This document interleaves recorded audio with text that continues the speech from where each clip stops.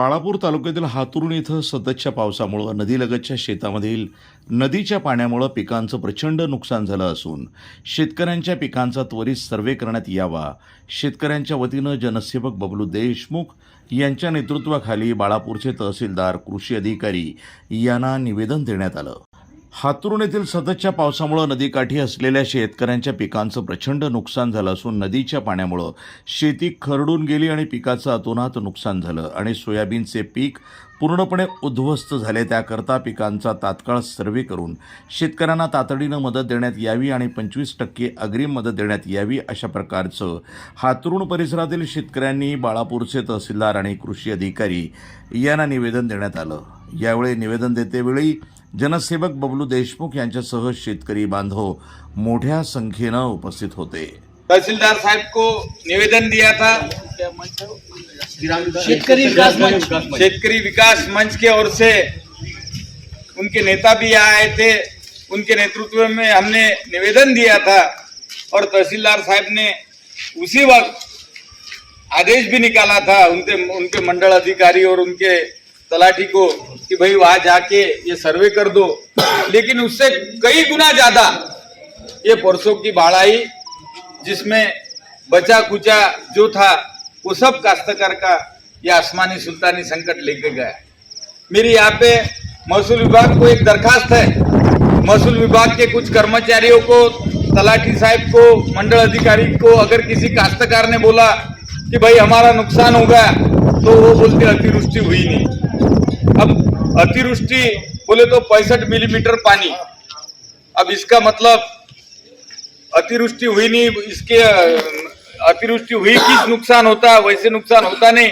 आज आप आके देखो, वो खेत ऐसे हो गए कि वो यहाँ पे खेत थे कि क्या था ये अपन बता नहीं सकते। ऐसी स्थिति वो नदी काट के और नाले काट के खेतों की हो गई है। हमारे जकीर पहलवान ये हमेशा कुछ भी हो गया तो हमारे को संदेशा देते। इस मतदार संघ के आमदार नितिन भाऊ से मेरी बात हुई सवेरे, वो बंबई है।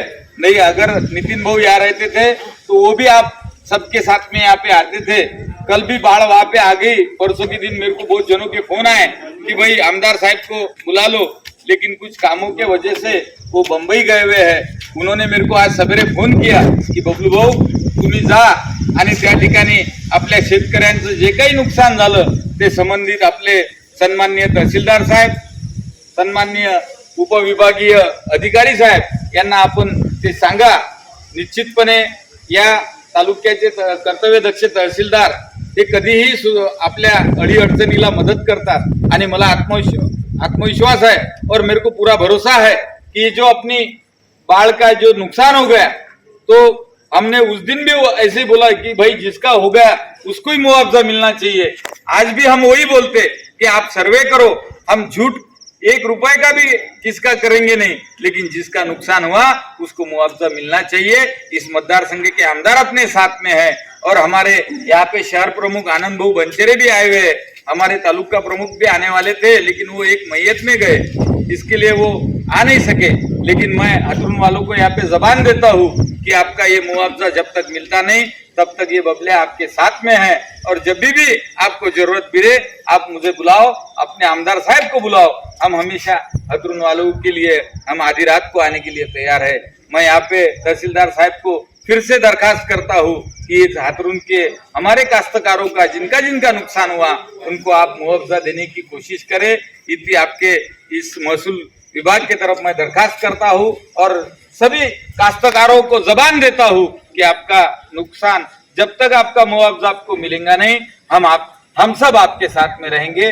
और इंशाल्लाह मेरे को पूरा विश्वास है तहसीलदार साहब पे और अपने एसडीएम साहब पे कि वो आपको आपका मुआवजा जरूर देंगे। आपकी ये बात वो आगे तक। प्रतिनिधी अमोल जामोदेसह NTV न्यूज मराठी, बाळापूर, अकोला।